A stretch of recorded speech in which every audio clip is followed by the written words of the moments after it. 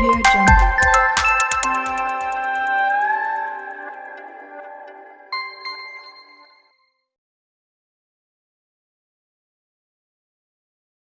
Hello, welcome back to my channel dear students. இன்னைக்கு என்ன பார்க்க போகிறோம் அப்படின்னா CBSE Class 10 Artificial Intelligence இருந்து நம்ம Unit 2 பார்த்துட்ருக்கோம். So Unit 2ஓட lesson name Advanced Concepts of Modeling in AI. So இதில் வந்து நம்ம ஆல்ரெடி Part 1 வந்து பார்த்தோம்னா வீடியோ போட்டிருக்கோம். ஸோ இன்னைக்கு Part 2 அதாவது 2.2 மாடலிங் பற்றி தான் நம்ம இந்த வீடியோவில் ஃபுல்லாக நம்ம பார்க்க போகிறோம். ஸோ இந்த வீடியோ உங்களுக்கு யூஸ்ஃபுல்லாக இருக்கும் அப்படின்னு நீங்கள் நினச்சிங்க அப்படின்னா ப்ளீஸ் லைக் பண்ணுங்கள், சப்ஸ்கிரைப் பண்ணுங்கள் என்னோடய சேனலை. இந்த வீடியோ உங்கள் ஃப்ரெண்ட்ஸ்க்கும் யூஸ்ஃபுல்லாக இருக்கும் அப்படின்னு நீங்கள் நினச்சிங்கன்னா உங்கள் ஃப்ரெண்ட்ஸ்க்கும் நீங்கள் ஷேர் பண்ணி என்னோடய சேனலை சப்போர்ட் பண்ணுங்கள். ஸோ இன்றைக்கி என்ன பார்க்க போகிறோம் அப்படின்னா மாடலிங். ஸோ ஏஐயில் மாடலிங் அப்படின்னா என்னென்னு பார்க்க போகிறோம். ஸோ ஏஐன்றது என்னென்னா classification of models into rule based approach and learning approach. So இங்க நம்ம classification of models. So இது வந்து நம்ம models வந்து classification பண்றதுக்காக so rule based approach and then learning approach ரெண்டு மெத்தட் இருக்கு. So இதில் one by one நம்ம பார்க்க போறோம். So in general there are two approaches taken by researchers by building AI model. So இந்த ஏஐ மாடலை பில்ட் பண்ணுறதுக்காக ரெண்டு அப்ரோச்சஸ் வந்து நம்ம எடுத்திருக்கோம். ஓகேங்களா? They either take a rule based approach or learning approach. So அவங்க யூஸ் பண்ண அந்த ரெண்டு அப்ரோச் மெத்தட் என்னன்னு பார்த்தோம்னா ஒன்று வந்து ரூல் பேஸ்ட், இன்னொன்று வந்து லேர்னிங் அப்ரோச். இந்த ரெண்டு மெத்தடை வச்சு தான் நம்ம என்ன பண்ண போகிறோம் அப்படின்னா ஏஐ மாடல் வந்து க்ரியேட் பண்ண போகிறோம். இதில் rule based approach is generally paste on the data and rules fed to the machine. So rule based approach அப்படின்னா என்னென்னா இந்த மெத்தடில் வந்து நம்ம என்ன பண்ணுறோம் அப்படின்னா டேட்டாவை நம்ம ஃபீட் பண்ணிடுறோம். ஃபீட் பண்ணுறதோட அதுக்கான ரூல்ஸும் சேர்த்து நம்ம அந்த மிஷினுக்கு ஃபீட் பண்ணிடுறோம். ஓகேங்களா? ஸோ ரூல்ஸ்னும் போது அந்த மிஷின் எப்படி ஒர்க் ஆகணுன்ற ரூல்ஸை நம்ம சேர்த்து ஃபீட் பண்ணிடுறோம். So where the machine reacts accordingly to deliver the desired output. So நம்ம என்ன ரூல்ஸ் நம்ம கொடுத்துருக்கோமோ அந்த ரூல் பேஸ் படி தான் என்ன பண்ணும் அப்படின்னா அந்த மிஷின் வந்து ரியாக்ட் பண்ணும். ஸோ இதுதான் வந்து பார்த்தோம்னா ரூல் பேஸ்ட் அப்ரோச் அப்படின்னு நம்ம சொல்கிறோம். செகண்ட் வந்து அந்த லேர்னிங் அப்ரோச். லேர்னிங் அப்ரோச்சில் என்ன நடக்குது? The machine is fed with data and the desired output to which the machine design its own algorithm or set of rules to match the data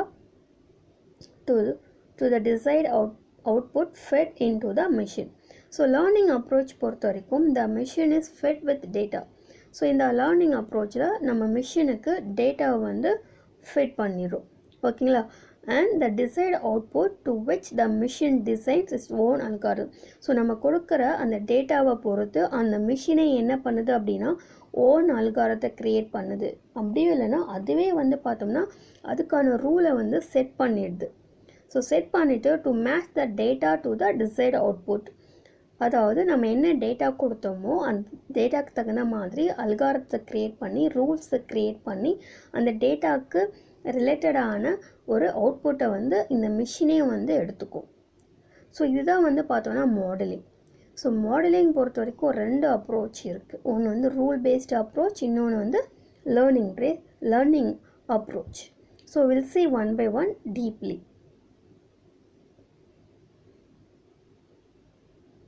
so இப்போது AI modelling refers to developing algorithm. So AI model பொறுத்த வரைக்கும் நமக்கு என்னென்னா algorithm தான் important அப்படின்னு நம்ம தெரிஞ்சிடுச்சு. ஒரு மெத்தடில் அல்காரிதம் நம்ம ஃபீட் பண்ணுறோம், இன்னொன்றில் அதுவே ஓனாக க்ரியேட் பண்ணிக்குது. So also called models which can be train to get intelligent output. So இங்கே ஏஐ மாடலை பொறுத்த வரைக்கும் நம்ம அல்காரிதம் யூஸ் பண்ணுறோம். அல்காரிதம் யூஸ் பண்ணி அந்த மிஷினை ட்ரெயின் பண்ணி நம்ம ஒரு இன்டெலிஜென்ட்டான அவுட்புட்டை அந்த மிஷின்கிட்ட இருந்தே நம்ம கெட் பண்ணிக்கிறோம். That is writing codes to make a machine artificially intelligent. So இங்கே என்ன பண்ணுறோன்னா நம்ம ஒரு கோடிங் ரைட் பண்ணி அந்த மிஷினை ஆர்டிஃபிஷியலாக இன்டெலிஜென்ட்டாக நம்ம மாற்றுறோம். ஸோ இதுதான் வந்து பார்த்தோம்னா AI modelling. So types of AI models நம்ம ஆல்ரெடி பார்த்துருக்கோம், இருந்தாலுமே ஒன்ஸ் செகண்ட் நம்ம பார்த்துலாம். It is classified as AI மாடல்ஸில் வந்து பார்த்தோன்னா நமக்கு தெரியும், ஒன்று வந்து லேர்னிங் பேஸ்ட், இன்னொன்று வந்து rule based. So learning based வந்து பார்த்தோன்னா மிஷின் லேர்னிங். இந்த மிஷின் லேர்னிங்கில் வந்து பார்த்தோம்னா நமக்கு சூப்பர்வைஸ்டு லேர்னிங் இருக்குது, அன்சூப்பர்வைஸ்டு லேர்னிங் இருக்குது, ரீஇன்ஃபோர்ஸ்மெண்ட் லேர்னிங்கும் இருக்குது. இதே டீப் லேர்னிங்கில் வந்து பார்த்தோம்னா artificial neural networks, convolution neural network. So இப்போது இந்த சாப்டர் நம்ம என்ன பண்ண போகிறோம் அப்படின்னா லேர்னிங் பேஸ்டு தான். அதில் மிஷின் லேர்னிங்கில் இந்த சூப்பர்வைஸ்ட் அன்சூப்பர்வைஸ்ட் ரீஇன்ஃபோர்ஸ்மெண்ட் பற்றி படிக்கலாம். நெக்ஸ்ட் சாப்டரில் ஆர்டிஃபிஷியல் நியூரல் நெட்வொர்க்கும் கன்வல்யூஷன் நியூரல் நெட்வொர்க்ஸ் பற்றியும் நம்ம பார்க்கலாம். இப்போது நெக்ஸ்ட் வந்து பார்த்தோம்னா ரூல் பேஸ்ட் அப்ரோச். ஸோ இந்த ரூல் பேஸ்ட் அப்ரோச்சில் வந்து பார்த்தோம்னா it refers to the AI modeling where the relationship or patterns in data are defined by the developer. So இங்கே ரூல் பேஸ்ட் அப்ரோச்சில் நம்ம ஒரு டேட்டா வந்து சிஸ்டத்துக்கு கொடுக்குறோம், ஒரு மிஷின் கொடுக்குறோம் இல்லையா? அந்த மிஷினுக்கு கொடுக்கும்போதே அதில் என்னென்ன டேட்டாஸ்லாம் இருக்கோ அதுக்கான ரிலேஷன்ஷிப்போடு சேர்த்து நம்ம எல்லா டேட்டாவுமே நம்ம அந்த மிஷினுக்கு நம்ம ஃபீட் பண்ணிடுறோம். யார் ஃபீட் பண்ணுறாங்க அப்படின்னா டெவலப்பர் தான் ஃபீட் பண்ணுறோம். ஸோ என்னென்ன டேட்டா கொடுக்குறோமோ அந்த டேட்டாவோட ரிலேஷன்ஷிப் என்னன்றதையும் சேர்த்து தான் அந்த மிஷினுக்கு நம்ம கொடுக்குறோம். The machine follows the rules or instruction mentioned by the developer. So நம்ம டெவலப்பர் என்னென்னலாம் இன்ஸ்ட்ரக்ஷன் கொடுத்துருக்காங்களோ, என்னென்ன ரூல்ஸ் சொல்லியிருக்காங்களோ அதுபடி தான் அது பர்ஃபார்ம் பண்ண போகுது. And perform it's task accordingly. So இதுதான் வந்து பார்த்தோம்னா ரூல் பேஸ்ட் அப்ரோச் அப்படின்னு நம்ம சொல்கிறோம். ஸோ நம்ம ரூல் பேஸ்ட் அப்ரோச்சில் ரூல்ஸ் கொடுக்குறோம், டேட்டா கொடுக்குறோம். இது ரெண்டும் சேர்த்து நம்ம அந்த மிஷின் கொடுக்கும்போது அதுக்கு ரிலேட்டடான ஆன்சரை தான் அது நமக்கு கொடுக்கும். ஸோ நெக்ஸ்ட் சினாரியோ பார்க்கலாம். A clothing website has a chatbot to answer questions about order tracking. இப்போ நம்ம ஒரு வெப்சைட் இருக்குது, கிளாத்திங் வெப்சைட்டில். இதில் நம்ம வந்து பார்க்குறோன்னா ஆர்டர் ட்ராக் பண்ணும்போது அந்த சேட் பாக்ஸ் வந்து நமக்கு எப்படி வந்து ஆன்சர் பண்ணுது. ஃபஸ்ட்டு டேட்டா, என்னென்ன டேட்டா நம்ம கொடுக்குறோம். The chatbot doesn't require a massive data set for training it. So இப்போ இந்த சேட் பாட்டுக்காக நம்ம நிறைய டேட்டாஸ் கொடுக்கணும் அவசியம் இல்லை. கஸ்டமர்ஸ் என்ன மாதிரியான கொஸ்டின்ஸ் கேட்பாங்களோ, ஃப்ரீக்வெண்ட் கொஸ்டின், அதுக்கான ஆன்சரை மட்டும் நம்ம ட்ரெயின் பண்ணால் போதும். It relies on a predefined set of questions and corresponding answer. So என்ன மாதிரியான கொஸ்டின் கேட்பாங்க நமக்கு தெரியும், அதுக்கு என்ன மாதிரி ஆன்சர் கொடுக்கணுன்றதை நம்ம ஃபீட் பண்ணிடுறோம். இதில் என்ன ரூல்ஸ் அப்படின்னா இந்த chatbot uses a decision tree approach with clearly defined rules to understand user query and provide responses. இது எப்படி ஒர்க் ஆகும் அப்படின்னா நம்ம அந்த சேட் பாக்ஸில் வந்து பார்த்தோம்னா இதுக்குன்னு ஒரு டெசிஷன் ட்ரீ அப்ரோச் கொடுத்துருக்கோம். அதாவது இந்த ரூலில் வந்து பார்த்தோம்னா நம்ம ஆல்ரெடி நிறைய டேட்டாஸ் கொடுத்துருப்போம், நிறைய குவரிஸ், அதாவது யூசர்கிட்டேருந்து வந்த குவரிஸ்க்கான நிறைய கொடுத்துருப்போம். ஸோ அது பேஸ் பண்ணி வர கொஸ்டினுக்கு அதுவே ஒரு ஆன்சரை பிக் பண்ணி நமக்கு கொடுக்கும். So chatbot uses a decision tree approach with clearly defined rules to understand user queries and provide response. So நம்ம ஆல்ரெடி ஃபீட் பண்ண ரூல்ஸ் பேஸ் பண்ணி ஏதாவது யூசர் queries கொடுத்துருந்தாங்க அப்படின்னா அதுக்கான ரெஸ்பான்ஸ் வந்து அது ப்ரொவைட் பண்ணும். Here is a simplified example. So அதுக்கான எக்ஸாம்பிள் பார்க்கலாம். For example rule 1, if the user's message contains keyword like track order, shipment status R delivery. இங்கே நம்ம கொஸ்டின் கேட்கும்போது, யூசர் கேட்கும்போது இந்த கீவேர்ட் ரிலேட்டடாக ஏதாவது ஒரு கொஸ்டின் கேட்டாங்க அப்படின்னா proceed to order tracking option. So அவங்க என்ன பண்ணுவாங்க அப்படின்னா எல்லாமே ப்ராடக்ட் பற்றி இருக்கிறதுனால அவங்க என்ன பண்ணுவாங்கன்னா ஆர்டர் ட்ராக்கிங் ஆப்ஷன்ஸ் வந்து ப்ரொசீட் பண்ணுவாங்க. இப்போ ரூல் 2ல் under order tracking option. So அதில் if the user ask for the order number prompt them to enter it. So அவங்களுக்கு ஆர்டர் நம்பர் வேணும் அப்படின்னா நம்ம என்ட்ரு பண்ண சொல்லிடலாம். Okay. And if the user enters a valid order number, retrieve the tracking information from the database and display. So அவங்க enter பண்ணும்போது அது வேலிடான order நம்பராக இருந்ததுன்னா அவங்க அவங்களோட ட்ராக்கிங் இன்ஃபர்மேஷனை ஈஸியாக நம்ம டிஸ்பிளே பண்ணிடலாம். If the user enters an invalid order number, provide an error message and ask them to re-enter it. So user enter பண்ணும்போது இன்வேலிடான நம்பர் என்டர் பண்ணாங்க அப்படின்னா நமக்கு வந்து யூசர் invalid order number கொடுத்தாங்க அப்படின்னா it will show the message and மறுபடியும் அவங்கள கரெக்டான ஆர்டர் நம்பர் வந்து என்டர் பண்ண சொல்லும். ஸோ இதுதான் வந்து பார்த்தோம்னா நம்ம கொடுக்குற டேட்டா வச்சு அந்த chatbot வந்து நமக்கான ஒரு ரெஸ்பான்ஸை வந்து கொடுக்கறது. இதே ரூல் 3ல வந்து பார்த்தோன்னா, if the users message does not match any defined rules. So இப்போ யூசர் வந்து நம்ம கொடுத்த டேட்டாவும் நம்ம கொடுத்த ரூல் படி எந்த ஒரு மெசேஜும் இல்லாமல் வேறு ஏதாவது ஒரு மெசேஜ் கொடுக்குறாங்க அப்படின்னா chatbot என்ன ரெஸ்பான்ஸ் பண்ணும் அப்படின்னா, offer a message like sorry I can't help you with that, perhaps you can try searching our FAQs or contact customer support. So இது மாதிரியான ஒரு மெசேஜ் வந்து நம்ம டிஸ்பிளே பண்ணிடும். ஸோ இதுதான் வந்து பார்த்தோம்னா ரூல் பேஸ்ட் அப்ரோச் அப்படின்னு நம்ம சொல்கிறோம். ஸோ நெக்ஸ்ட் வந்து பார்த்தோன்னா interaction. So when a user chats with the bot, their message is analyzed based on the defined rules. The chatbot responds with a pre-written answer or prompt the user for additional information depending on the scenario. So இதில் interaction பார்க்கும்போது when a user chat with the bot, so user வந்து அந்த chatbot கூட chat பண்ணும்போது their message is analyzed. அவங்களோட message எல்லாமே என்ன பண்ணுது அப்படின்னா அந்த சிஸ்டம் வந்து பார்த்தோம்னா அனலைஸ் பண்ணுது. அவங்க கொடுத்த அந்த ரூல் பேஸ் பண்ணி தான் இந்த மெசேஜ் வருதா இல்லையான்றதை அனலைஸ் பண்ணுது. அனலைஸ் பண்ணதுக்கப்புறம் இந்த chatbot response with a pre written answer. So அந்த ஒவ்வொரு ரூல்ஸுக்குமான ஆன்சர் வந்து ஆல்ரெடி கொடுத்துருப்பாங்க. ஸோ அந்த ஆன்சரை வந்து என்ன பண்ணுது அப்படின்னா யூசருக்கு டிஸ்பிளே பண்ணுது. ஒவ்வொரு சினாரியோக்கும் தகுந்த மாதிரி அவங்களுக்கான ஆன்சரை வந்து பார்த்தோம்னா அது டிஸ்பிளே பண்ணுது. ஸோ இதில் என்ன ட்ராபேக் இருக்குது அப்படின்னு பார்த்தோம்னா, a drawback or feature for this approach is the learning is static. Actually இது வந்து பார்த்தோன்னா ஒரு ஸ்டாட்டிக்கான ஒரு லேர்னிங் தான். நம்ம என்ன கொடுக்குறோமோ அதுதான் நமக்கு அவுட்புட்டாக வரும். ஸோ அதனால் இது வந்து static method. The machine once trained does not take into consideration any changes made in the original training data set. So நம்ம இது வரைக்கும் என்ன டேட்டா கொடுத்து ட்ரெயின் பண்ணியிருக்கோமோ அதுதான் நமக்கு வந்து பார்த்தோம்னா அவுட்புட்டாக நமக்கு கிடைக்குமே தவிர அதிலிருந்து வேறு எதுவுமே அது லேர்ன் பண்ணாது. So that is, if you try testing the machine on a data set which is different from the rules and data you fed it at the training stage, the machine will fail and will not learn from its mistake. So actually இங்கே என்ன நடக்குது அப்படின்னா, if you try testing the machine on a data set, நீங்கள் ஒரு set of data set கொடுத்து அந்த மிஷினை train பண்ணுறீங்க அப்படின்னா which is different from the ரூல்ஸை விட இது டிஃப்ரெண்ட்டாக இருக்குது, நீங்கள் ட்ரை பண்ணுறீங்க அதை ட்ரெயின் பண்ணணும்னு நினைக்கிறீங்க அப்படின்னா என்ன ஆகும் அப்படின்னா, you fed it at the training stage, the machine will fail and will not learn from its mistake. So நீங்கள் ஆல்ரெடி கொடுத்த டேட்டா வச்சு தான் அதை ட்ரெயின் பண்ண முடியுமே தவிர புதுசாக உங்களால் ஒரு டேட்டா கொடுத்து உங்களால் ட்ரெயின் பண்ண முடியாது. ஸோ அதனால தான் இது வந்து நம்ம ஸ்டாட்டிக் லேர்னிங் சொல்கிறோம். இதுதான் வந்து பார்த்தோம்னா அதோட டிஸ்அட்வான்டேஜாகவும் இருக்குது.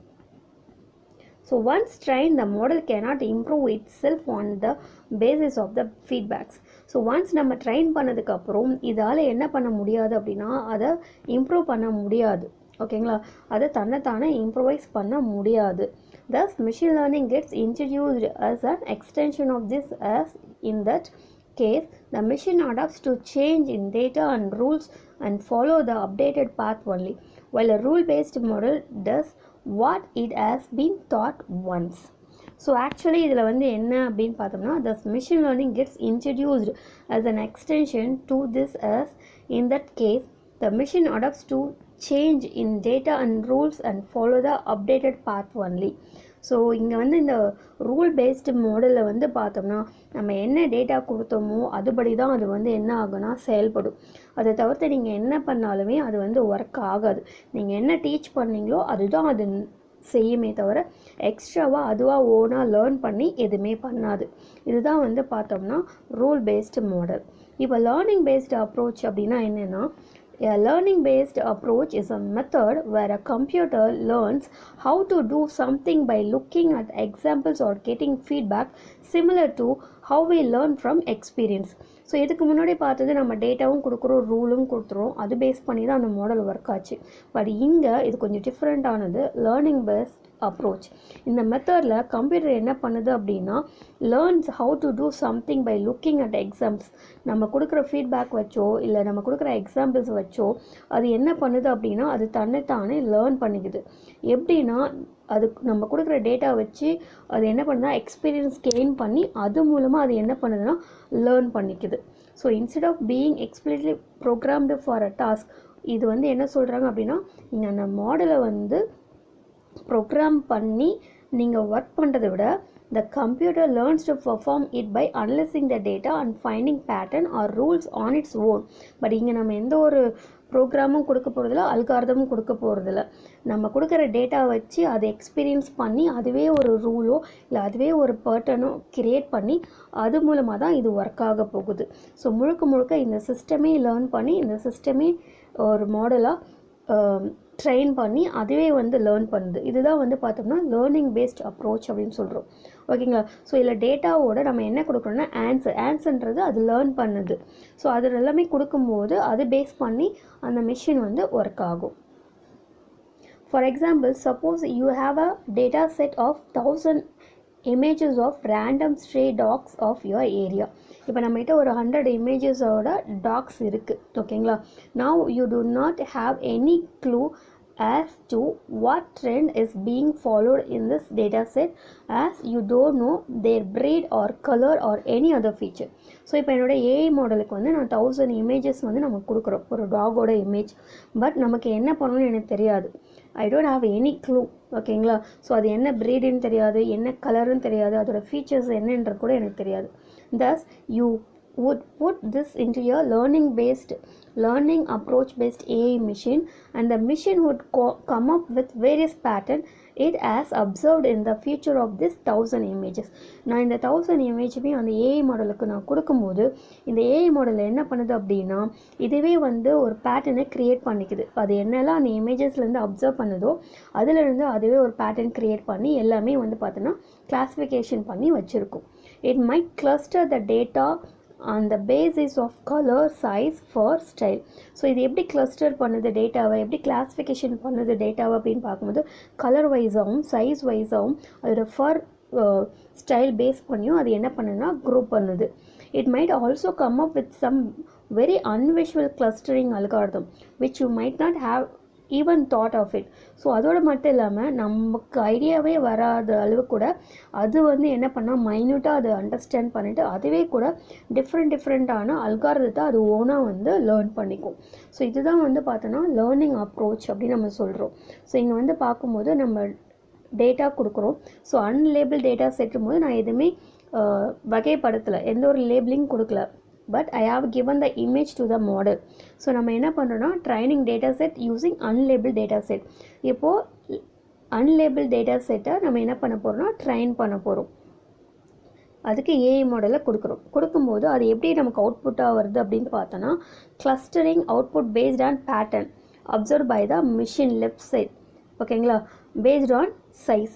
ஸோ சைஸை பொறுத்து அது என்ன பண்ணிக்குன்னா ஒரு ஃபார்மேட்டாக குரூப் பண்ணியிருக்கு. இன்னொன்று வந்து பார்த்தோன்னா கலர் பேஸ் பண்ணி ரைட் சைடில் வந்து அது கிளஸ்டராக குரூப் பண்ணியிருக்கு. ஸோ அதுவே வந்து பார்த்தோம்னா அந்த டேட்டாஸை கிளஸ்டர் பண்ணி நமக்கு கொடுக்குது.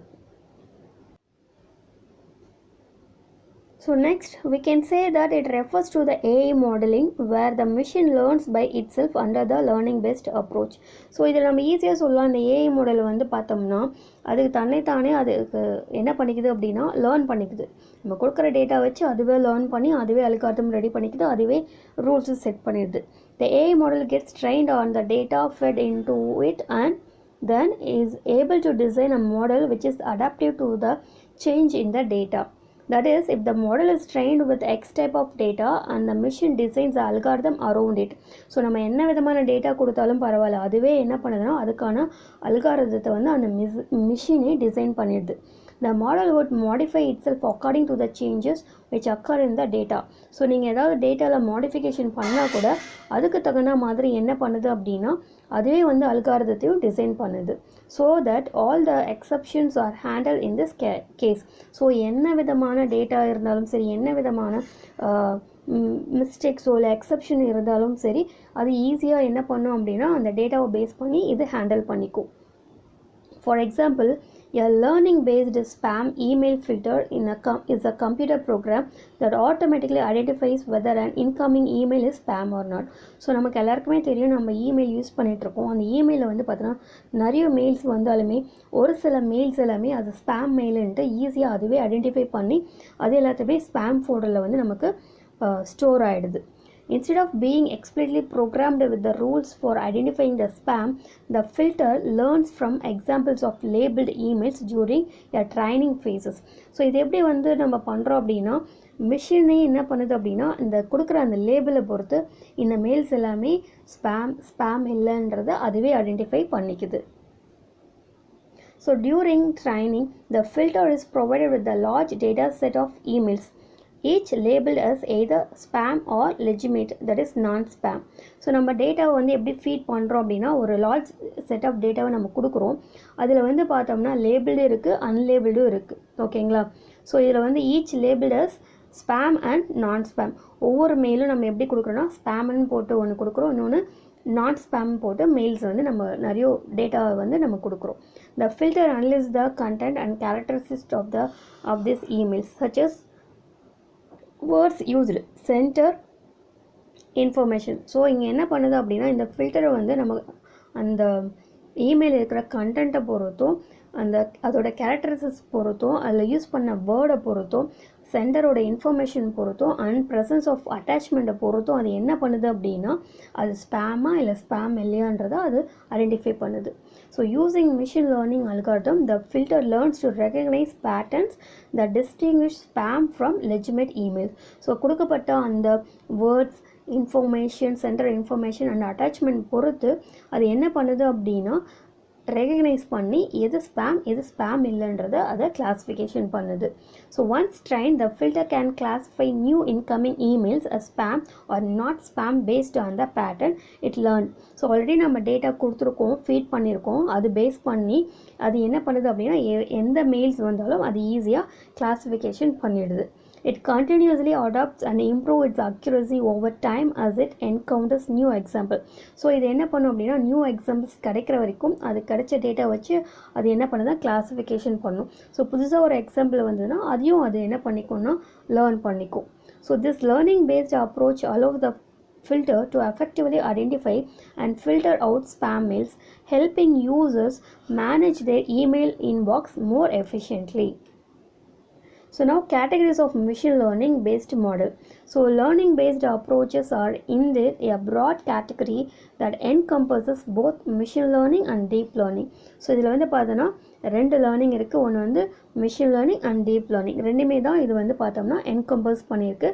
So machine learning can further be classified into 3 parts. ஒன்று வந்து பார்த்தோம்னா supervised learning, second unsupervised learning, third வந்து ரீஎன்ஃபோர்ஸ்மெண்ட் லேர்னிங். ஸோ இதில் சூப்பர்வைஸ்ட் லேர்னிங் அப்படின்னா என்னென்னா, in a supervised learning model, the data set which is fed to the machine is labeled. So supervised learning பொறுத்த வரைக்கும் நம்ம கொடுக்குற டேட்டா எல்லாமே label பண்ணி தான் கொடுக்குறோம் அந்த மாடலுக்கு. In other words, we can say that the data set is known to the person who is training the machine only then he or she is able to label the data. So இங்கே நம்ம என்ன பண்ணுறோம் அப்படின்னா, நம்ம கொடுக்குற data ஒவ்வொன்றுமே நம்ம என்ன பண்ணுறோம் அப்படின்னா லேபிள் பண்ணி தான் அந்த மிஷினுக்கு கொடுக்குறோம். ஸோ அந்த பர்சனுக்கு தெரியும் அது என்ன டேட்டான்றது. ஸோ அவங்க தான் வந்து பார்த்தோன்னா அந்த டேட்டாவை வந்து மிஷினுக்கு ஃபீட் பண்ணுறாங்க. A label is some information which can be used as a tag for data. So லேபிள்ன்றது ஒன்றுமே இல்லை, அந்த டேட்டாவுக்கு நம்ம கொடுக்குற ஒரு டேக் தான் label.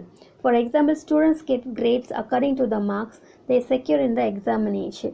ஸோ நம்ம ஸ்டூடெண்ட்ஸ் எக்ஸாம்பிள் சொல்லும்போது அவங்க மார்க் வாங்குறாங்க, அந்த மார்க்கு பேஸ் பண்ணி நம்ம கிரேட் வந்து நம்ம செட் பண்ணுறோம். This grades are label. So இங்கே கிரேடுன்றது என்னென்னா label which categorise the student according to the marks. So அந்த கிரேட் பேஸ் பண்ணி தான் நம்ம ஸ்டூடெண்ட்ஸை வந்து கேட்டகரி பண்ணுறோம். ஸோ இங்கே எது இம்பார்ட்டன்ட் அப்படின்னா கிரேடு தான். ஸோ டாப்பர், லேட் ப்ளூமர்ஸ், இது மாதிரி நம்ம கேட்டகரைஸ் பண்ணுறோம். எப்படின்னா இந்த கிரேட் மூலமாக தான். So supervise learning indicates having a supervisor as a teacher. So இங்கே வந்து பார்த்தோன்னா சூப்பர்வைஸ் லேர்னிங்கில் வந்து பார்த்தோம்னா இங்கே டீச்சர்ன்றவங்க வந்து ஸ்டூடெண்ட்டுக்கு வந்து ஒரு சூப்பர்வைசராக இருப்பாங்க. For example, a maths teacher teaches the class by making the students learn using a lot of solved examples and then test the knowledge gained by giving the class problem to solve on their own. இப்போ ஒரு maths teacher இருக்காங்க அப்படின்னா அவங்க நிறைய sums கொடுக்குறாங்க, அது மூலமாக ஸ்டூடெண்ட்ஸை வந்து ட்ரெயின் பண்ணுவாங்க. ட்ரெயின் பண்ணிவிட்டு அதுக்கப்புறம் அவங்க எப்படி டெஸ்ட் பண்ணுவாங்க அப்படின்னா அவங்க ஓனாக சம் ப்ராப்ளம்ஸ் கொடுத்து அது சால்வ் பண்ணும்போது அந்த ஸ்டூடெண்ட்ஸ்க்கு அது புரிஞ்சுதா இல்லையான்றதை அவங்க அண்டர்ஸ்டாண்ட் பண்ணிக்குவாங்க. அதே மாதிரி தான் supervised learning is when you make the machine learn by teaching or training the machine using label data. So இங்கே சூப்பர்வைஸ்ட் லேர்னிங்கிறது இதுவுமே வந்து பார்த்தீங்கன்னா லைக் டீச்சர் மாதிரி தான். அந்த மிஷினுக்கு வந்து நம்ம என்ன பண்ணுறோன்னா டேட்டா கொடுக்குறோம், அதாவது லேபிள் டேட்டாவை கொடுத்து அதை வந்து நம்ம ட்ரெயின் பண்ணுறோம், அது மூலமாக அது லேர்ன் பண்ணிக்கும். ஸோ சூப்பர்வைஸ்ட் லேர்னிங்க்கு எக்ஸாம்பிள் என்ன சொன்னோன்னா, let's consider the example of currency coins. Problem statement வந்து build a model to predict the coin based on its weight. So இங்கே நம்ம என்ன லேர்ன் பண்ண போகிறோம், என்ன அந்த மாடல் கொடுக்க போகிறோம் அப்படின்னா, ஒரு காயின் கொடுக்குறோம் அப்படின்னா அந்த காயினோட வெயிட் பேஸ் பண்ணி அது என்ன பண்ண போகுதுன்னா கிளாஸிஃபிகேஷன் பண்ண போகுது. assume that we have a different currency coins having different weight. So இங்கே நம்ம நிறைய காயின்ஸ் கொடுக்க போகிறோம், ஒவ்வொரு காயின்ஸுமே ஒவ்வொரு வெயிட்டாக இருக்க போகுது. இங்கே காயின்ன்றது என்னென்னா டேட்டா, நம்ம கொடுக்க போகிற டிஃப்ரெண்ட் டைப்ஸான காயின்ஸ் தான் இங்கே டேட்டா செட். இப்போ ஒரு யூரோவோட வெயிட் வந்து 5 கிராம்ஸ், ஒரு திர்ஹாமோட வெயிட்ஸ் வந்து 7 கிராம்ஸ், ஒரு டாலரோட வெயிட் வந்து 3 கிராம்ஸ், ஒரு ருப்பியோட வெயிட் வந்து 4 grams and so on. So இதில் ஃபீச்சர் வந்து பார்த்தோன்னா அதோட வெயிட்டு தான், இல்லை லேபிள் வந்து பார்த்தோம்னா கரன்சி. ஸோ இங்கே நம்ம என்ன பண்ணுறோம் அப்படின்னா, ஒரு 3 கிராம் காயின்ஸ் நம்ம வந்து டேட்டா வந்து அந்த சூப்பர்வைஸ் லேர்னிங்க்கு கொடுக்குறோம் அப்படின்னா அது என்னென்னு கிளாஸிஃபை பண்ணி நமக்கு அவுட்புட்டாக கொடுக்கும் அப்படின்னா $1. ஸோ 3 கிராம்ஸ் இருக்கிறது எல்லாமே $1 ஆல்ரெடி நம்ம ஃபீட் பண்ணிட்டோம் டேட்டாவை. ஸோ அது பேஸ் பண்ணி நமக்கு அவுட்புட் என்னவா வருது அப்படின்னா $1 அப்படின்றது அவுட்புட்டாக வரும். So if a model is trained in tagging the feature. So இங்கே எப்படி வந்து நம்ம அந்த மாடல் வந்து ட்ரெயின் பண்ணுறோம் அப்படின்னா அந்த டேக் மூலமாக தான், அந்த லேபிள் மூலமாக தான் நம்ம என்ன பண்ணுறோம்னா இந்த மாடலை வந்து நம்ம ட்ரெயின் பண்ணுறோம். that is the weight of the coin with the targets currency. The trained model can be further be used to identify the coin based on its weight. So actually வந்து பார்த்தோம்னா நம்ம ஆல்ரெடி காயின்ஸ் கொடுத்துருக்கோம், காயினோட wait base பண்ணி தான் அது என்ன பண்ண போகுதுன்னா கிளாஸிஃபை பண்ண போகுது. இது ஆல்ரெடி நம்ம கொடுத்ததுனால அந்த ஒவ்வொரு காயினுக்கான வெயிட் என்னன்றது அதுக்கு ஈஸியாக தெரியும். ஸோ இந்த example shown in the image, the model has learned from the labeled input data and produces output to classify them as dog and cats. So அதே மாதிரி தான் இங்கே சூப்பர்வைஸ் லேர்னிங் பொறுத்த வரைக்கும் ஆல்ரெடி நம்ம மாடலை வந்து லேர்ன் பண்ண வச்சிட்டோம். எப்படின்னா அந்த லேபிள் பேஸ் பண்ணி லேர்ன் பண்ண வச்சிட்டோம். நம்ம என்ன டேட்டா கொடுக்குறோமோ அது பேஸ் பண்ணி தான் அது அவுட்புட் கொடுக்க போகுது. ஸோ அதே மாதிரி தான் நீங்கள் என்ன விதமான டாக்ஸோ இல்லை கேட்ஸ் கொடுத்தாலும் இதில் எது டாக் எது கேட்ஸ்ன்றதை அது ஈஸியாக ஐடென்டிஃபை பண்ணிக்கும். So therefore you can see that the model learns from the training data and then applies the same knowledge to test the data. So already நம்ம எப்படி கரன்சி கொடுத்து அதோட வெயிட்டை கண்டுபிடிச்சோமோ அதே மாதிரி இங்கே டிஃப்ரெண்ட் டைப்ஸான அனிமல்ஸோட லேபிள் கொடுத்துட்டோம் அப்படின்னா அது பேஸ் பண்ணி இது கிளாஸிஃபிகேஷன் பண்ணும், எதெல்லாம் கேட்ஸ் எதெல்லாம் டாக்ன்றது அது ஈஸியாக கிளாஸிஃபை பண்ணிக்கும். ஸோ இங்கே வந்து பார்த்தோன்னா நிறைய கேட்ஸ் கொடுத்துருக்கோம், லேபிள் வந்து பார்த்தோன்னா கேட்ஸ்ன்னு கொடுத்துருக்கோம். அதை நம்ம ஏஐ மாடலில் ட்ரெயின் பண்ணிவிட்டு நம்ம இங்கே வந்து செட் ஆஃப் டேட்டாஸ் கொடுக்கும்போது அதுலேருந்து எதெல்லாம் கேட்ஸ் எதெல்லாம் நாட் கேட்ஸ்ன்றது அது கிளாஸிஃபிகேஷன் பண்ணி நமக்கு கொடுக்கும். இதுதான் வந்து பார்த்தோம்னா சூப்பர்வைஸ்டு மிஷின் லேர்னிங். இப்போ அன்சூப்பர்வைஸ்டு லேர்னிங் அப்படின்னா an unsupervised learning model works on unlabeled data set. So அங்கே சூப்பர்வைஸ்ட் லேர்னிங்கில் வந்து லேபிள் டேட்டா கொடுத்தோம், இங்கே அன்சூப்பர்வைஸ்ட் லேர்னிங்கில் வந்து அன்லேபிள் டேட்டா செட் தான் நம்ம கொடுக்க போகிறோம். This means that the data which is fed to the machine is random and there is a possibility that the person who is training the model does not have any information regarding it. So இங்கே நம்ம supervise லேர்னிங்கில் லேபிள்டான டேட்டாவை கொடுத்து தான் அந்த மிஷினை வந்து நம்ம train பண்ணோம், அது பேஸ் பண்ணி தான் அது அவுட்புட் கொடுத்துச்சு. பட் இங்கே நம்ம கொடுக்குற டேட்டா எல்லாமே ரேண்டமாக தான் கொடுக்குறோம், அது எல்லாமே அன்லேபிள் டேட்டான்றதுனால நம்ம ரேண்டமாக கொடுக்குறதுனால மிஷினுக்கு அது என்ன டேட்டான்றதே தெரியாது. அதே மாதிரி அந்த மிஷினை ட்ரெயின் பண்ணுற அந்த பர்சனுக்கும் அது என்ன டேட்டான்றது அவங்களுக்கு தெரியாது. ஓகேங்களா? The unsupervised learning models are used to identify the relationship, pattern and trends out of the data which is fed into it. So இங்கே நம்ம அந்த அன்சூப்பர்வைஸ்டு லேர்னிங் மாடல்ஸ் மூலமாக நம்ம இங்கே என்ன ஐடென்டிஃபை பண்ணுறோம் அப்படின்னா அந்த டேட்டாவோட ரிலேஷன்ஷிப் கண்டுபிடிக்கிறோம், அதோட பேட்டர்ன்ஸ் அதோட ட்ரெண்ட்ஸ் என்னன்றதை நம்ம இங்கே கண்டுபிடிக்கிறோம். அதே சமயத்தில் கண்டுபிடிச்சி we are fed into it. It helps the user in understanding what the data is about and what are the major feature identified by the machine. So இங்கே நம்ம அன்லேபிள் டேட்டா கொடுக்கறது மூலமாக நம்ம அது என்ன டேட்டான்றதை ஈஸியாக நம்ம ஐடென்டிஃபை பண்ணிக்கிறோம். ஓகேங்களா? For example, you have a random data of 100 dogs image and you wish to understand some pattern out of it. இப்போ அதே சேம் தான், நம்ம ஒரு 1000 டாகோட இமேஜஸ் வந்து நமக்கு அந்த ஏஐ மாடலுக்கு கொடுக்குறோம். You would feed this data into the unsupervised learning model and would train the machine on it. So நான் லேபிள் பண்ணாத அந்த டேட்டாவை நம்ம மிஷின் கொடுத்து ட்ரைன் பண்ண போகிறோம். So after training the machine would come up with a pattern which it was able to identify out of it. The machine might come up with a pattern which are already known to the user, like color, or it might even come up with something very unusual like size of the dogs. So இது மாதிரி அதுக்கு என்னென்ன பேட்டர்ன்ஸ்லாம் இருக்கோ அந்த patterns base பண்ணி நமக்கு டேட்டாவை வந்து நமக்கு கிளாஸிஃபை பண்ணி கொடுக்கும். சம்டைம்ஸ் கலர்ஸாக இருக்கலாம், இல்லை சம்டைம்ஸ் நம்மளே வந்து திங்க் பண்ணாத அளவுக்கு அதுவே வந்து கிளாஸிஃபிகேஷன் பண்ணி கூட நமக்கு அவுட்புட் கொடுக்கலாம். So unsupervised learning is a type of learning without any guidance. இதில் நம்ம எந்த கைடன்ஸும் கொடுக்காம மிஷினே நம்ம என்ன பண்ணுறோம் அப்படின்னா லேர்ன் பண்ண வைக்கிறோம். For example a child learning to swim on its own without any supervision. So ஒரு குழந்தை நம்ம நீச்சல் கற்றுக் கொடுக்குறோம் அப்படின்னா நம்ம எந்த ஒரு சூப்பர்வைசரும் இல்லாமல் அதுவே ஓனாக கற்றுக்குது இல்லையா, அதுதான் நம்ம வந்து என்ன சொல்கிறோன்னா அன்சூப்பர்வைஸ்ட் லேர்னிங் அப்படின்னு நம்ம சொல்கிறோம். Here the child is the model. இங்கே மாடல் வந்து பார்த்தோன்னா சைல்டு தான். trying to discover ways and techniques to swim and the swimming pool is similar to the unknown data feed to the model. So இங்கே அந்த மாடல்ன்றது child, இங்கே அது என்ன பண்ண போகுதுன்னா டிஃப்ரெண்ட் டெக்னிக்ஸை வந்து அது டிஸ்கவர் பண்ண போகுது ஸ்விம் பண்ணுறதுக்காக. இங்கே ஸ்விம்மிங் பூல் தான் வந்து பார்த்தோன்னா அன்னோன் டேட்டா. ஓகேங்களா? So here the machine is responsible to discover pattern, similarities and differences on its own based on the unlabeled data. So இங்கே இந்த மிஷினும் அது மாதிரி தான். நம்ம அன்லேபிள் டேட்டா கொடுத்துட்டோம் அப்படின்னா அதுவே என்ன பண்ணணும்னா அதுக்கு தேவையான பேட்டர்ன்ஸ் அதுவே எடுத்துக்கும், இல்லை சிமிலாரிட்டிஸ் இல்லை டிஃப்ரென்சஸ் எது வேணுமோ ஏதோ ஒரு பேட்டர்ன் எடுத்து அதுவே வந்து கிளாஸிஃபிகேஷன் பண்ணி அதுவே லேர்ன் பண்ணுது. இதுதான் வந்து பார்த்தோன்னா அன்சூப்பர்வைஸ்ட் லேர்னிங் அப்படின்னு நம்ம சொல்கிறோம். ஸோ அன்சூப்பர்வைஸ்ட் லேர்னிங்க்கு எக்ஸாம்பிள் பார்த்தோன்னா let's consider the example of a supermarket. Assume that we have a customer database with the records of their products bought over a period. So நம்மக்கிட்ட ஒரு data இருக்குது. அதில் வந்து பார்த்தோம்னா கஸ்டமர்ஸ் வந்து இது ஒரு குறிப்பிட்ட டைமில் என்னென்ன வந்து பொருட்களை வாங்கினாங்கன்ற டேட்டா நம்மக்கிட்ட இருக்குது. Now you being the marketing manager decide to send a grocery offer message to those customer who buys grocery regularly. So இப்போ நம்ம வந்து ஒரு மார்க்கெட்டிங் மேனேஜராக இருக்கோம், நம்ம வந்து ஒரு ஆஃபர் மெசேஜ் வந்து கஸ்டமருக்கு சென்ட் பண்ணணும்.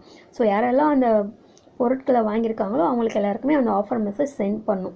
So note that there was no customer label as grocery shoppers and non grocery shopper. So நம்மக்கிட்ட வந்து க்ராசரி வாங்கினவங்க வாங்காதவங்க அப்படின்ற மாதிரி எந்த ஒரு லேபிளும் கிடையாது. So model good discover patterns on its own and good come up with this two cluster or group. So நம்ம label பண்ணாத ஒரு டேட்டாவை கொடுக்கும்போது அந்த சிஸ்டமே என்ன பண்ணுது அப்படின்னா யாரெல்லாம் வந்து க்ராசரி ஷாப்பர்ஸ் யாரெல்லாம் நான் க்ராசரி ஷாப்பர்ன்றதை அதுவே ஐடென்டிஃபை பண்ணி கிளாஸிஃபை பண்ணி நமக்கு கொடுக்கும். ஸோ இங்கே கொடுத்துருக்க மாதிரி தான். ஸோ எக்ஸாம்பிளில் கொடுத்துருக்க மாதிரி நம்ம டேட்டாஸ் கொடுக்குறோம். அன்சூப்பர்வைஸ்ட் லேர்னிங் என்ன பண்ணுன்னா டேட்டாவை பேஸ் பண்ணி க்ராசரி ஷாப்பர் நான் க்ராசரி ஷாப்பர்ன்ட்டு நம்ம டிவைட் பண்ணி கொடுக்குது. In the example shown in the image, the model has to process information without any labels. So in the image பார்த்தோம்னா நம்ம எந்த ஒரு இமேஜ்க்குமே நம்ம எந்த ஒரு லேபிளுமே நம்ம கொடுக்கல. ஸோ லேபிள் கொடுக்காம தான் இந்த மாடல் என்ன பண்ண போகுதுன்னா இன்ஃபர்மேஷன் வந்து ப்ராசஸ் பண்ண போகுது. So it has to analyse and process the data to identify hidden patterns and attributes and then uses that to classify the animal into two categories based on the similarities. So இங்கே இந்த model வந்து என்ன பண்ணுது அப்படின்னா it analyzes and process the data. So நம்ம கொடுக்குற லேபிளே இல்லாத அந்த டேட்டாவை அனலைஸ் பண்ணுறதோடு மட்டும் இல்லாமல் ப்ராசஸுமே பண்ணி இந்த டேட்டாவில் இருக்கிற hidden patterns and attributes base பண்ணி அது என்ன பண்ணுது அப்படின்னா இந்த அனிமல்ஸை வந்து 2 கேட்டகரியாக வந்து பிரிச்சிருக்கு. So as you observe in the image, input is not labeled but the model can come up with 2 clusters by identifying similarity patterns and attributes and have grouped them together. So நம்ம கொடுத்த data வந்து பார்த்தோம்னா எந்த ஒரு லேபிளும் இல்லாமல் தான் நம்ம கொடுத்தோம். பட் கொடுத்ததுக்கப்புறம் நமக்கு வர அவுட்புட் எப்படி வந்திருக்கு அப்படின்னா அதோட சிமிலாரிட்டிஸ் அண்ட் பேட்டர்ன்ஸ் பேஸ் பண்ணி வந்து பார்த்தோம்னா நமக்கு 2 குரூப்பாக வந்து நமக்கு அவுட்புட் வந்து கிடச்சிருக்கு. So all cats have been grouped into cluster 1. So இந்த அனிமல்ஸில் ஒரே சிமிலாரிட்டியாக இருக்கிறது எல்லாமே பார்த்தோம்னா கேட்ஸ். இது எல்லாமே ஒரு கிளஸ்டராகவும் all dogs have been grouped into cluster 2. So இன்னொன்று வந்து பார்த்தோன்னா டாக்ஸ் எல்லாமே அதேமாதிரி ஒரே சிமிலாரிட்டி இருக்கிறதுனால அதை வந்து இன்னொரு கிளஸ்டராகவும் பிரித்து நமக்கு 2 கிளஸ்டராக நமக்கு அந்த அனிமல்ஸை வந்து நமக்கு கிளாஸிஃபை பண்ணி நமக்கு கொடுத்துருக்கு அவுட்புட்டாக. ஸோ இப்போது இது பேஸ் பண்ணி நம்ம டெஸ்ட் பண்ணலாம் ஒரு ரியல் டைம் எக்ஸாம்பிள்ஸ் மாதிரி. So test yourself, identify the model, supervised or unsupervised. இப்போ வந்து ஒரு சில சினாரியோ இருக்குது, அந்த சினாரியோ பேஸ் பண்ணி அது வந்து சூப்பர்வைஸ்டாக இல்லை அன்சூப்பர்வைஸ்டாக வந்து நம்ம கிளாஸிஃபை பண்ண போகிறோம். So case 1, social media platforms identify your friend in a picture from an album of tagged photographs. So ஒரு சோஷியல் மீடியாவில் என்ன பண்ணுறாங்க அப்படின்னா உங்களோட ஃப்ரெண்டை வந்து அது ஈஸியாக ஐடென்டிஃபை பண்ணுது. எப்படின்னா நீங்கள் ஆல்பமில் கொடுத்துருக்க அந்த டேக் மூலமாக அதை ஐடென்டிஃபை பண்ணி சொல்லுது. ஓகேங்களா, இது என்ன விதமான லேர்னிங் கேட்குறாங்க. So it is supervised learning. Here social media platform is using tagged photos to recognise the person. இது ஆல்ரெடி டேக் இருக்கிறதுனால அந்த பர்சன் யாருன்றது ஈஸியாக கண்டுபிடிச்சிடும். ஸோ டேக்னாலும் லேபிள்னாலும் ஒன்று தான். ஸோ அது வந்து பார்த்தோம்னா supervised learning. So therefore the tagged photos become the label of the pictures and we know that when the machine is learning from label data it is supervised learning. So next case வந்து பார்த்தோன்னா OTT platform recommendations based on someone's watch history. So இன்னொருத்தவங்களோட watch histories base பண்ணி நமக்கு recommendation வருது இல்லையா OTT பிளாட்ஃபார்மில், இது என்ன அப்படின்னு கேட்குறாங்க. It is unsupervised learning. This is what OTT platforms like Netflix, Pandora and Spotify do all the time. So they collect the songs, movies that you like already, evaluate the features based on your likes and dislikes, and then recommend new movies or songs based on the similarities. Actually இது வந்து ஃபுல்லாகவே பார்த்தோன்னா unsupervised learning தான். இதில் நம்ம எந்த டேட்டாவும் label பண்ணலை. நமக்கு என்ன பிடிக்குமோ பிடிக்காதோ அதை பேஸ் பண்ணி அந்த ஃபியூச்சர்ஸை பேஸ் பண்ணி என்ன பண்ணுது அப்படின்னா நமக்கு ரெக்கமெண்டேஷன் கொடுக்குது. இந்த மூவி அந்த சாங்னவே நமக்கு ரெக்கமெண்டேஷன் கொடுத்து based on the similar features. So இது வந்து பார்த்தோம்னா அன்சூப்பர்வைஸ்ட் லேர்னிங். ஸோ நெக்ஸ்ட் வந்து பார்த்தோம்னா case 3, analyse bank data for suspicious looking transaction and flag the fraud transaction. இப்போ நம்ம வந்து என்ன பண்ண போகிறோம்னா பேங்க் டிரான்சாக்ஷன் பேஸ் பண்ணி அது வந்து ஃப்ராட் டிரான்சாக்ஷன் நடந்திருக்கா இல்லையான்றதை நம்ம ஃப்ளாக் பண்ண போகிறோம். பட் ஆக்சுவலி இங்கே என்ன நம்ம கண்டுபிடிக்க போகிறதில்ல அப்படின்னா note that suspicious transaction are not define in this case. நம்ம சஸ்பீஷியஸ் டிரான்சாக்ஷன் பற்றி நம்ம சொல்லலை. ஓகேங்களா, so it is unsupervised learning. In this case the suspicious transaction are not defined. இங்கே ஒரு சஸ்பீஷியஸான டிரான்சாக்ஷன் எப்படி இருக்குன்றது நம்ம டிஃபைன் பண்ணலை. Hence there are no labels of fraud and non-fraud. So அதே மாதிரி நம்ம எந்த ஒரு லேபிளுமே கொடுக்கல. பர்டிகுலர் டிரான்சாக்ஷன் வந்து ஃப்ராட், இன்னொன்று வந்து நான் ஃப்ராட் அப்படின்னு நம்ம லேபிள் பண்ணலை. The model tries to identify outliers by looking at anomalous transaction. So இங்கே நம்ம என்ன ஃபீச்சர்ஸ் யூஸ் பண்ணி அது கண்டுபிடிக்குது அப்படின்னா அந்த டிரான்சாக்ஷன்லேயே வந்து அனாமலஸ் டிரான்சாக்ஷன் ஏதாவது கொஞ்சம் சிம்டம்ஸ் தெரிகிற மாதிரி ஏதாவது அனாமலஸ் டிரான்சாக்ஷன் நடந்தது அப்படின்னா அதை பேஸ் பண்ணி தான் நம்ம என்ன பண்ணுறோம் அப்படின்னா ஃப்ளாக் தம் அஸ் ஃப்ராட் அப்படின்னு நம்ம டிக்ளேர் பண்ணுறோம். ஸோ இது வந்து பார்த்தோன்னா அன்சூப்பர்வைஸ்ட் லேர்னிங். இப்போது we'll see the difference between supervised and the unsupervised learning. So ரெண்டுத்துக்கும் இடைப்பட்ட வித்தியாசம் அப்படின்னு பார்க்கும்போது சூப்பர்வைஸ்ட் லேர்னிங்கில் வந்து deals with label data, but unsupervised லேர்னிங்கில் டீல்ஸ் வித் அன்லேபிள் டேட்டா. நம்ம எந்த ஒரு டேட்டாவும் லேபிள் பண்ணுறது கிடையாது. சூப்பர்வைஸ்ட் லேர்னிங்கில் useful in real world problems like predicting the price of an item something based on the past trends. So past trends base பண்ணி இப்போ ப்ரெசென்ட்டாக இருக்க ஒரு ஐட்டமோட ப்ரைஸ் வந்து நம்மளால் ப்ரெடிக்ட் பண்ண முடியும். பட் அன்சூப்பர்வைஸ்ட் லேர்னிங் வந்து பார்த்தோன்னா useful in finding unknown patterns with data. So இங்கே வந்து நம்ம என்ன கண்டுபிடிக்க போகிறோம் அப்படின்னா அன்னோன் பேட்டர்ன்ஸை வந்து கண்டுபிடிக்கிறோம். ஒரு டேட்டாவை கொடுத்து அதோட அன்னோன் பேட்டர்ன்ஸை ஐடென்டிஃபை பண்ணுறதுக்காக நம்ம யூஸ் பண்ணுறோம். Like making sense of a large number of observation from an experimental device. And third வந்து பார்த்தோம்னா computing power required is simpler as clean label data is used as input. So இங்கே computing பவருக்காக நம்ம என்ன பண்ணுறோம் அப்படின்னா இன்புட்டாக label டேட்டாவை தான் நம்ம கொடுக்குறோம். பட் இங்கே unsupervised லேர்னிங்கில் the computing power required is more complex as unsorted data and messy data is used as input.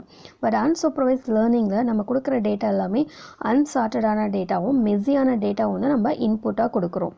So இதுதான் வந்து பார்த்தோம்னா difference between supervised and then unsupervised learning.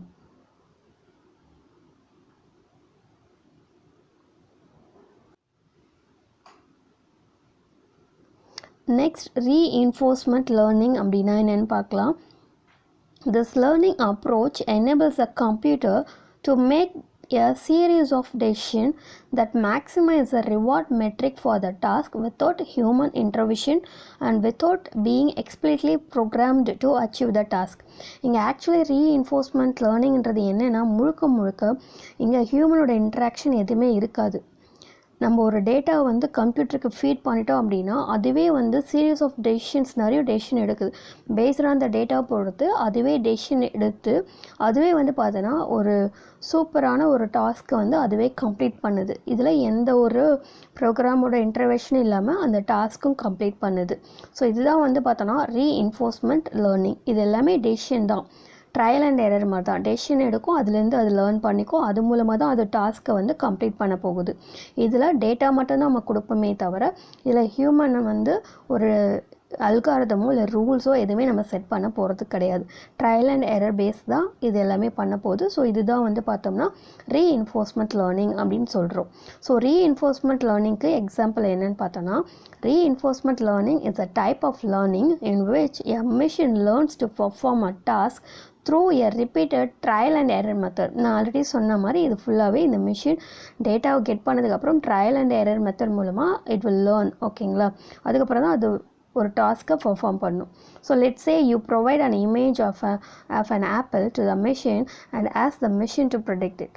So நம்ம வந்து என்ன பண்ணுறோம் அப்படின்னா ஒரு இமேஜ் மட்டும் தான் அந்த மிஷினுக்கு காட்டுறோம். ஒரு ஆப்பிள் இமேஜ் காட்டிட்டு அது என்னன்ற அவுட்புட்டை நம்ம கெட் பண்ண போகிறோம்.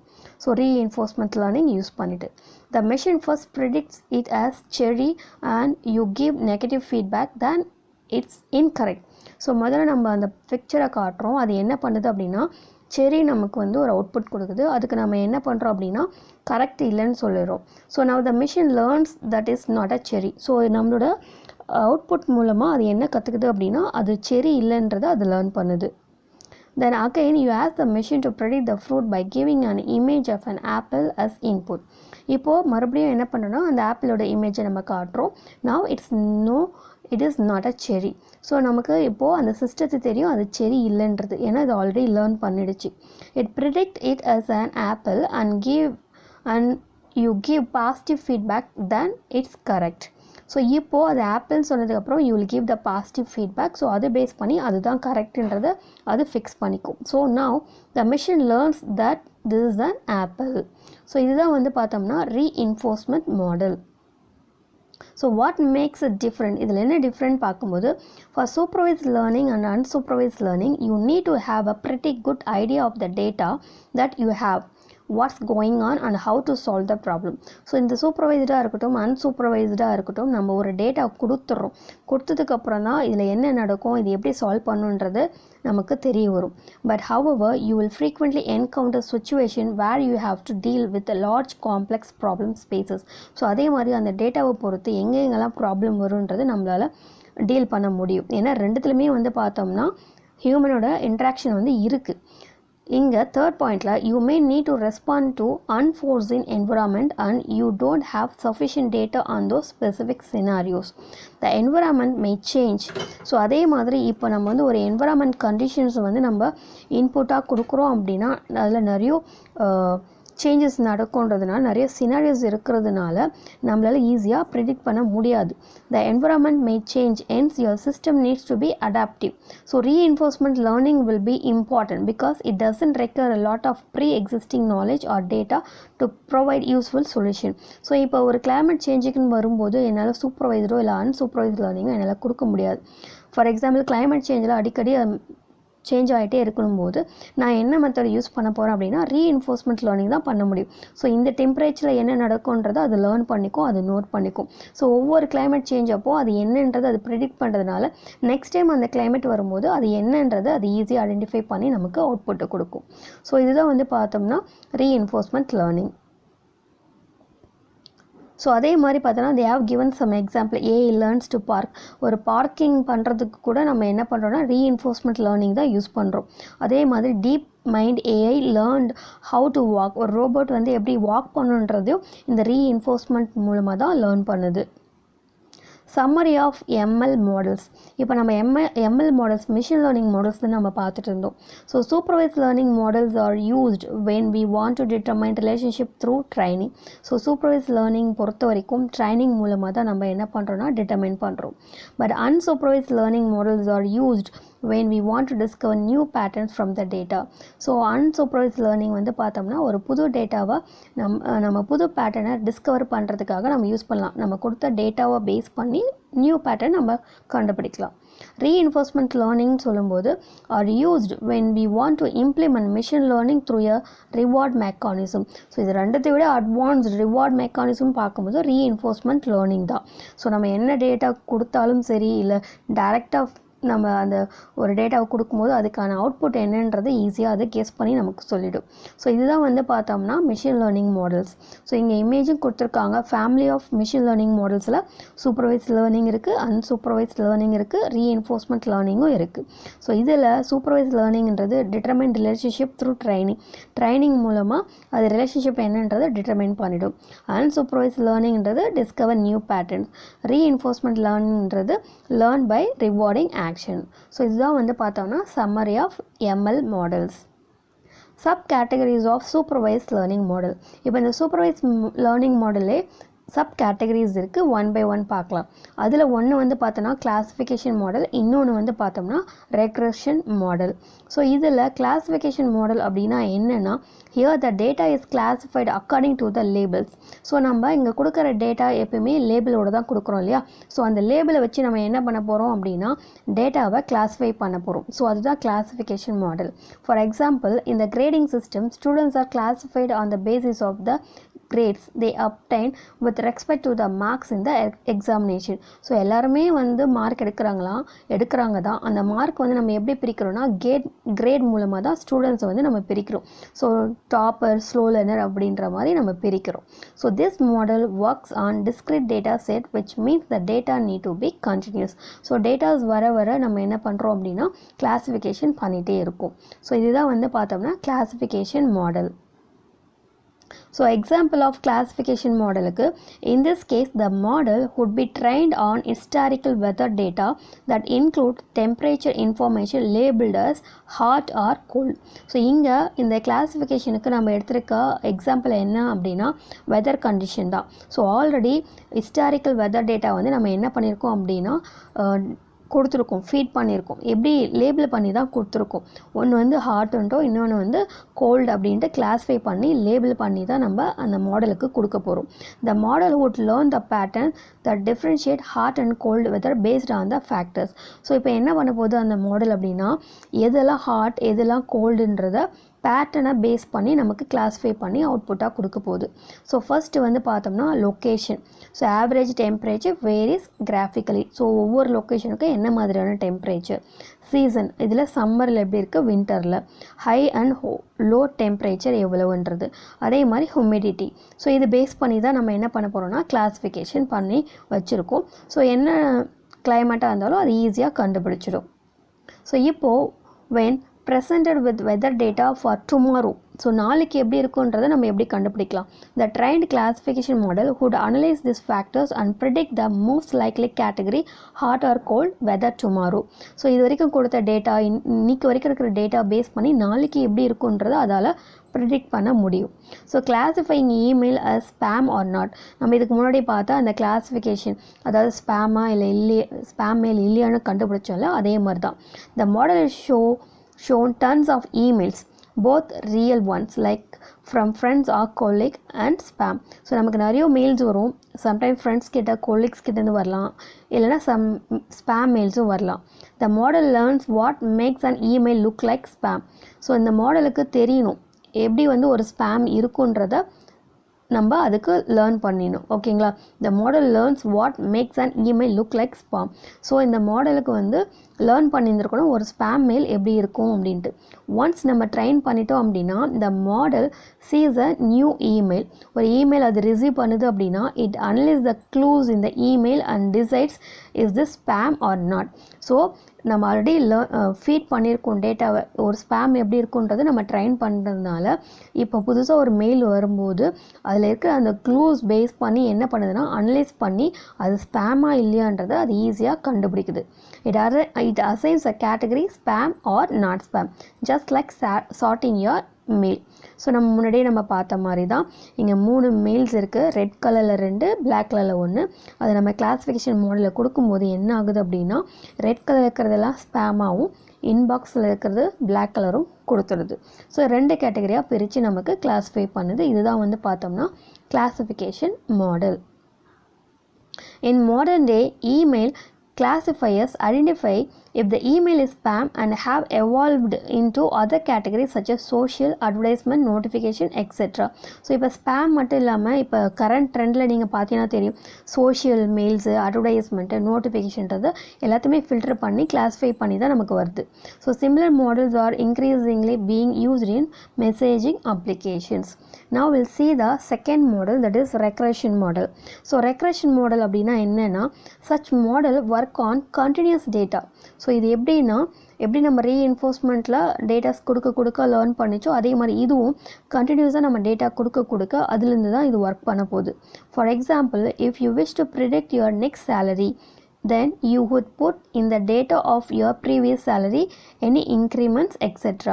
ஸோ உங்களுக்கு நெக்ஸ்ட் மந்த் நெக்ஸ்ட் சேலரி என்னன்றதை ப்ரெடிக்ட் பண்ணுறதுக்காக நீங்கள் என்ன ஃபீட் பண்ணோம் அப்படின்னா உங்களோட டேட்டாவான ப்ரீவியஸ் சேலரி எவ்வளவோ இன்க்ரிமெண்ட் எவ்வளோன்ற டேட்டாவை நீங்கள் முதலே ஃபீட் பண்ணிடணும். and who trained the model, here the data which has been fed to the machine is continuous. So ஒவ்வொரு மந்த்தும் நம்ம எவ்வளோ வாங்குகிறோம், எவ்வளோ இன்க்ரிமெண்ட் ஆகிருக்கு அப்படின்றத பேஸ் பண்ணி தான் நெக்ஸ்ட் நமக்கு என்ன சேலரி வருன்றதை இது ப்ரிடிக்ட் பண்ணும். பட் இங்கே என்ன பண்ணுறோம் அப்படின்னா கண்டினியூஸாக நம்ம டேட்டாவை கொடுத்துட்டே இருக்கும். ஸோ அதுதான் இங்கே இம்பார்ட்டன்ட். ஸோ அதுதான் வந்து பார்த்தோன்னா regression model. So regression algorithm predict a continuous value based on the input variables. நம்ம கொடுக்குற அந்த இன்புட் வேல்யூஸ் பேஸ் பண்ணி தான் அது என்ன பண்ணுது அப்படின்னா நமக்கு டேட்டாவை ப்ரிடிக்ட் பண்ணுது. ஸோ கண்டினியூஸ் வேல்யூஸ் அது டெம்பரேச்சராகவும் இருக்கலாம், இல்லை ப்ரைஸாகவும் இருக்கலாம், இல்லை இன்கமாகவும் இருக்கலாம், இல்லை ஏஜாக இருக்கலாம். ஸோ இதெல்லாமே கண்டினியூஸாக நடந்துகிட்டே இருக்கிறது தான், ஸ்டாப் ஆக போகிறதில்ல. ஸோ இதெல்லாமே ரெக்ரெஷனுக்கு நம்ம யூஸ் பண்ணிக்கலாம். So example of the regression model, first one, predicting temperature. So temperature is a continuous variable. நமக்கு தெரியும் டெம்பரேச்சர்ன்றது ஒரு கண்டினியூஸாக நடக்கிற ஒரு வேரியபிள் தான். Meaning it can take and any value within a range. Regression models are well suit for predicting continuous output. So கண்டினியூஸாக இது நடந்துகிட்டே இருக்கிறதுனால இதை ப்ரெடிக்ட் பண்ணுறதுக்கு நமக்கு ரீஎன்ஃபோர்ஸ்மெண்ட் தான் நம்ம யூஸ் பண்ண முடியும். So second, predicting the price of the house. So predicting the price of the house based on some parameters. So நம்ம என்ன பண்ண போகிறோம்னா ஒரு ஹவுஸோட ப்ரைஸ் வந்து எப்படி ப்ரெடிக்ட் பண்ணலாம் அப்படின்னா சம் பேராமீட்டர்ஸ் இருக்குது. So features are independent variables, number of bedrooms base பண்ணி, கார்பெட் சைஸ் பேஸ் பண்ணி, கார்பேஜ் ஏரியா பேஸ் பண்ணி, அதுக்கப்புறம் வந்து பார்த்தோம்னா லேபிள்ட் ஆர் டிபெண்ட் வேரியபிள் அதோட ப்ரைஸ். ஓகேங்களா? இதெல்லாம் பேஸ் பண்ணி தான் நம்ம என்ன பண்ண போகிறோம், இதெல்லாமே கண்டினியூஸாக நடந்துகிட்ருக்க டேட்டாஸ். ஸோ இதை பேஸ் பண்ணி நம்மளால் ப்ரிடிக்ட் பண்ண முடியும் ஒரு ஹவுஸோட ப்ரைஸ் என்னன்ட்டு. ஸோ இந்த house price prediction problem, we are trying to predict the price based on certain parameters like the number of bedrooms, carpet size and carriage area. So இது எல்லாமே பேஸ் பண்ணி தான் நம்ம பண்ண போகிறோம். ஸோ இதில் எதெல்லாம் டிபெண்ட் அப்படின்னா ஆக்சுவலி நம்ம எடுக்க போகிற அந்த அவுட்புட் தான் டிபெண்ட். இதில் இருக்கிற இண்டிபெண்ட் வேரியபிள்னு பார்க்கும்போது bedrooms, carpet size and garage area இதெல்லாம் இண்டிபெண்ட். ஸோ இண்டிபெண்ட் வேல்யூ கொடுத்தா மட்டும்தான் அது மூலமாக நமக்கு டிபெண்டான ஒரு அவுட்புட் கிடைக்கும் நமக்கு. ஸோ நெக்ஸ்ட் 3 வந்து பார்த்தோம்னா யூஸ்டு கார் ப்ரைஸ் ப்ரெடிக்ஷன். அதாவது second hand car prediction, price prediction. This model predict the selling price of the car with the help of a few parameter. So இதுக்குமே சம் பேராமீட்டர் நமக்கு தேவைப்படுது. Fuel type, year of services, the number of previous owners, kilometers driven, transmission type, அது maybe மேனுவலாக இருக்கலாம், ஆட்டோமேட்டிக்காக இருக்கலாம். So this type of model will be of type of regression since it will predict an approximate price of the car based on the training data set. இப்போ நம்ம கொடுத்த அந்த continuous அந்த டேட்டாவை பேஸ் பண்ணி தான் அது வேல்யூவை வந்து ஃபிக்ஸ் பண்ணிக்கும். ஸோ டெஸ்ட் யுவர் செல்ஃபில் பார்க்கலாம். Identify the model, classification or regression. So case 1, predicting whether a customer is eligible for a bank loan or not. இங்கே வந்து நம்ம என்ன பண்ண போகிறோம், அவங்க வந்து பேங்க் லோனுக்கு எலிஜிபிளாக இல்லையான்னு நம்ம கிளாஸிஃபை பண்ண போகிறோம். ஸோ நமக்கே சொல்லிட்டோம், ஆன்சர்லேயே கிளாஸிஃபைன்னு தெரிஞ்சிருச்சு. It is a classification. So binary classification since the model is going to predict whether or not the customer is eligible for a loan. The output will be either yes or no. இங்கே நமக்கு ரெண்டு condition தான் வருது. அதாவது அந்த particular person வந்து லோனுக்கு அவைலபிளாக எலிஜிபிளாக இல்லையான்ட்டு. ஸோ ஆன்சர் வந்து எஸ் இல்லைன்னா நோ தான் வரப்போகுது. ஸோ எஸ் நோன்னும் போது அது கண்டிப்பாக கிளாஸிஃபிகேஷனில் தான் வரும். Second case, predicting weather for next 24 hours. இது கண்டினியூஸாக நடக்கிற ஒரு இன்சிடென்ட்றதுனால கண்டிப்பாக ரெக்ரெஷனில் தான் போகும். So it is regression because predicting weather for next 24 hours will be a continuous range. It will keep changing over the period of 24 hours. And next வந்து பார்த்தோம்னா sub categories of unsupervised learning model. இப்போ supervised பார்த்தோம். இப்போ unsupervised learning மாடலோட sub categories பார்ப்போம். இதுலேயுமே ரெண்டு இருக்குது. ஒன்று வந்து கிளஸ்டரிங் மாடல், இன்னொன்று வந்து பார்த்தோம்னா அசோசியேஷன் மாடல். ஸோ இங்கே கிளஸ்டரிங் மாடல் அப்படின்னா என்னென்னா, in this model we have input data with no label. So இங்கே வந்து நம்ம கொடுக்குற டேட்டாவுக்கு எந்த ஒரு லேபிளுமே கிடையாது. And this input data comprises of birds and animals. Note that even though there were no class labels, the unsupervised learning model was able to divide this data into two clusters based on clustering. இங்கே வந்து என்ன பண்ணுறோம் அப்படின்னா clustering பண்ணுறோம். Clustering அப்படின்னா என்னென்னா, clustering is a process of dividing the data points into different groups. அதாவது நம்ம ஒரு டேட்டாவை கொடுக்குறோம், அந்த டேட்டாவை அது ப்ராசஸ் பண்ணி என்ன பண்ணுதுன்னா டிஃப்ரெண்ட் குரூப்ஸாக வந்து அது பிரிக்குது. எது பேஸ் பண்ணி பிரிக்குது அப்படின்னா paste on the similarity between them. So அந்த அனிமல்ஸ்குள்ளே இருக்கிற அந்த சிமிலாரிட்டி பேஸ் பண்ணி எத்தனை அனிமல்ஸ் இருந்தாலும் பரவாயில்ல, அது டிஃப்ரெண்ட் கேட்டகரிஸாக பிரிக்குது based on the similarity. So இங்கே வந்து பார்த்தோன்னா ஒரு நம்பர் ஆஃப் அனிமல்ஸ் நம்ம கொடுக்குறோம். அதாவது ஒரு ரா டேட்டாவை நம்ம கொடுக்கும்போது இந்த unsupervised learning model clustering technique என்ன பண்ணுது அப்படின்னா அதோட சிமிலாரிட்டி பேஸ் பண்ணி என்ன பண்ணுது அப்படின்னா அனிமல்ஸ்லாம் தனியாகவும் பேர்ட்ஸ்லாம் தனியாகவும் பிரிக்குது. So note that even though there were no class labels, the unsupervised learning model was able to divide this data into two clusters based on clustering. So என்ன அனிமல்ஸ் கொடுத்தாலும் அதோட சிமிலாரிட்டிஸ் பேஸ் பண்ணி அது கிளஸ்டர் பண்ணிடும். The two clusters have been formed based on the similarity of the characteristics. The first cluster comprises all the animals and the second cluster comprises all the birds. So similarity base பண்ணி பார்க்கும்போது அது எல்லாமே அனிமல்ஸாகவும் இது எல்லாமே பேர்ட்ஸாகவும் அது பிரிக்குது. So difference between clustering and classification ரெண்டுத்துக்கும் நடுவில் என்ன வித்தியாசம்னு பார்க்கும்போது classification uses predefined classes in which objects are assigned. So இங்கே கிளாஸிஃபிகேஷன் பொறுத்த வரைக்கும் அது எல்லாமே ப்ரீடிஃபைன்டு, ஓகேங்களா. ஸோ அதனால் அது ஈஸியாக கிளாஸிஃபைட் பண்ணுது. பட் கிளஸ்டரிங் பொறுத்த வரைக்கும் find similarity between the object and place them in the same cluster. So இதில் அதோட சிமிலாரிட்டி தான் பார்க்குது, அந்த ஆப்ஜெக்ட் நடுவில் இருக்கிற சிமிலாரிட்டி பார்த்துட்டு and then place them in the same cluster and it differentiates them from object in other cluster. So எல்லாமே similarity base பண்ணி அது கிளஸ்டர் பண்ணுது இல்லையா, அதை இன்னொரு கிளஸ்டரோட என்ன பண்ணுதுன்னா டிஃப்ரென்ஷியேட் பண்ணுது. ஸோ இதுதான் வந்து பார்த்தோம்னா கிளஸ்டரிங். ஸோ கிளஸ்டரிங்க்கு இன்னொரு எக்ஸாம்பிள் சொல்லலாம். Gym enjoy listening to music. So gyms like to listen to music having slow tempo and soft intensity, whereas he dislikes songs having fast tempo and high intensity. So ஒரு person இருக்காங்க, அவங்களுக்கு வந்து low slow tempo and soft intensity இருக்கிற songs தான் பிடிச்சிருக்கு, அவங்களுக்கு fast tempo and high intensity songs பிடிக்கல. So we have grouped all the songs having slow tempo and soft intensity into one cluster that he likes, while songs with a fast tempo and high intensity into another cluster.